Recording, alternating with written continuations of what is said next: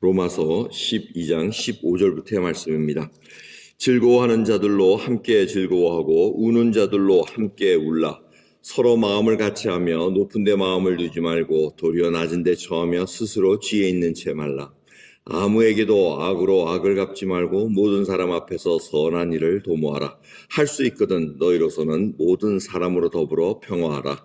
내 사랑하는 자들아, 너희가 친히 원수를 갚지 말고 진노하시며 맡기라 기록되었으되 원수 갚는 것이 내게 있으니 내가 갚으리라고 주께서 말씀하시니라.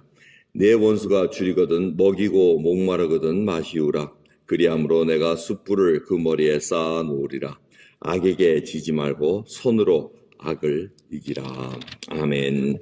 계속해서 로마서 12장은 하나님의 그 사랑을 받은 자, 구원을 얻은 자, 칭의라 이렇게 받은 자들은 신분이 변했다는 거. 그 신분이 변해서 이제 어떻게 살아가야 되는가, 실질적인 삶의 어떤 모습들이 드러나는가, 이제 그걸 계속해서 알려주고 있습니다. 그래서 하나님께서 은사를 부어주셨고 그 은사를 어떻게 활용하느냐, 이제 선에 속하라는 얘기를 계속해서 중간중간마다 집어넣습니다. 여러분들이 딱 생각해야 될 게, 왜 선에 관한 얘기를 자꾸 하시나? 그 얘기는 하나님이 선하시기 때문에 우리가 하나님의 백성으로서, 하나님의 자녀로서 그 성품을 닮아갈 수밖에 없다는 것을 얘기합니다. 그래서 오늘 15절 보면 즐거워하는 자들로 함께 즐거워하고 우는 자들로 함께 울라.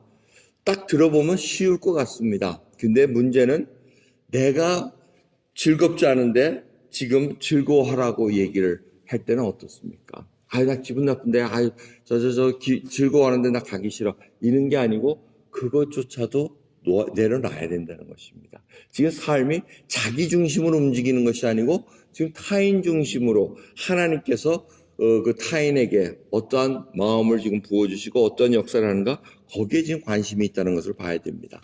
그래서 나 중심이 아닌 지금 하나님께서 말씀으로 저를 변화시키셔서 내가 기분이 나쁘더라도 즐거워하는 일에 즐거워할 수 있어야 됩니다.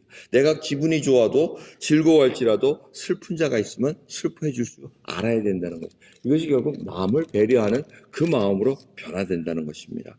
그래서 그 일이 점점 쌓아져야 된다는 것입니다. 그래서 악으로 악을 갚지 말고 모든 사람 앞에서 선한 일을 도모하라고 얘기합니다. 그래서 평화하라고, 되도록이면 모든 사람으로 더불어 평화하라 이렇게 얘기합니다. 그래서 주님께서도 얘기하시지 않습니까? 화평케 하는 자에겐 복이 있나니 하나님의 아들이라 일컬음을 받을 것이라는 복을 약속하고 계십니다. 그래서 믿는 자들은 화평케 하는 자로 움직여야 됩니다. 이걸 항상 생각해야 됩니다. 내가 가는 곳마다 분란이 일어나는가? 그렇다면은 그게 지금 하나님의 성품이 드러나지 않고 있다는 것입니다.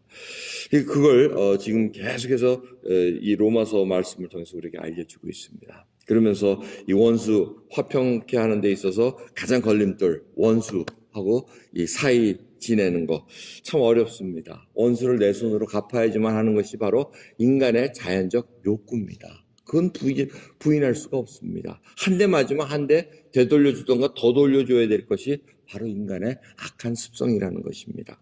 하지만 예수 그리스도의 그 구속함을 받은 자들이 어떻게 살아야 되는가? 원수 갚는 것은 다 하나님께 달려있다는 것입니다. 보수는 내 것이라 하고 하나님께서 분명히 선포하셨습니다. 그래서 하나님께서 보호해 주신다는 것입니다.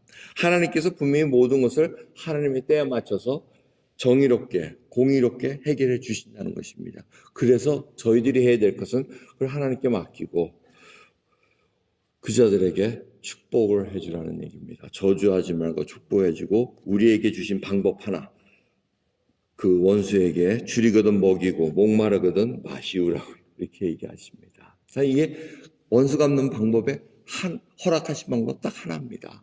그들에게 하나님의 자비를 베풀 줄 알아야 된다고 말씀하고 계십니다. 근데 그게 궁극적으로 그게 어떠한 것이냐면 그 원수 위에 숯불을 놓는다는 것입니다. 이 숯불을 놓는다는 것은 뜨거워서 견디지 못한다는 건데 결국 그 사랑에 화평케 하는 그 모습에 그가 회개하고 돌아설 수 있다는 것입니다. 이게 하나님의 방법입니다. 이게 바로 악으로 갚는 것이 아니고 선으로 악을 이기는 방법이라는 것입니다. 그래서 저희들이 오늘 이 말씀을 통해서 한번 생각해야 될 것은 정말 내가 선한 쪽에 항상 선택하는가? 그게 가장 중요합니다. 뭔가 이렇게 마음속에 불평이 있더라도 그게 자기 중심으로 나오는 것이지 하나님께서 나를 붙잡으셔서 성령 충만한 자로 살아가는 것이 아닌 모습이라는 걸 우리가 알게 됩니다. 그래서 이 선한 쪽에 속하는 것, 하나님께서 우리에게 이미 그걸 허락하셨습니다. 인간은 선악을 구분하는 것을 아담 때부터 딱 하나님의 말씀에 불순종하면서 보게 됩니다. 그래서 악한 쪽에 전부 다 그게 그냥 쭉 따라갈 수밖에 없는 상황이 돼버렸습니다. 그게 타락한 인간의 모습이라는 것입니다. 하나님께서는 그거를 돌이키기 위해서 십자가에서 예수 그리스도를 못 박힘으로 말미암아 우리의 죄를 용서하시고 우리로 하여금 구원의 길에 들어가게 하셨다는 것입니다. 그래서 항상 저희들이 생각하는 것은 주님의 말씀입니다. 이제는 나의 멍에, 예수 그리스도의 멍에를 메고 내게 배우라고 이렇게 말씀하십니다. 주님의 그 온유함과 정말 하나님 앞에 겸손함으로 나갈 수 있는 그 길을 주님으로부터 배울 수밖에 없습니다. 십자가의 그 억울한 능멸을 당함에도 불구하고 그들을 용서하십니다. 그게 바로 선으로 악을 갚는 길이었다는 것을 우리가 다시 보게 됩니다. 오늘 또 하루가 시작됩니다. 저희 앞에 놓여진 일, 어저께는 어떠셨습니까? 다 같은 취지였습니다. 어저께 정말 악으로 악을 대하셨습니까? 아니면 선으로 모든 것을 대하셨습니까? 오늘도 주어진 그 태스크 앞에 정말 하나님의 선함을 드러나는 하나님의 자녀로 승리하시기를 간절히 예수 그리스도의 이름으로 기도드리겠습니다. 하나님 기도합니다. 하나님 감사합니다. 오늘도 귀한 하루 시작합니다. 주님의 뜻을 우리가 마음으로 변화를 받아 이제는 선하시고 온전한 뜻이 무엇인가 분별하기를 소원합니다. 진정으로 아버지 우리 욕정대로 정말 정욕대로 그 마음대로 행동하는 것이 아니라 이제는 하나님의 자녀로서 예수 그리스도가 바로 저희들의 삶의 목표이시고 모든 것 되신다는 것을 고백하며 살아가게 해주시옵소서. 주여 이 구원받은 놀라운 그 은혜를 그 사랑을 잊지 않게 하옵시고 항상 감사하며 쉬지 말고 기도하며 항상 기뻐할 수 있는 저희들 될 수 있도록 아버지 오늘도 은혜 베풀어 주시옵소서. 감사드리며 우리 예수 그리스도의 이름으로 기도드리옵나이다. 아멘.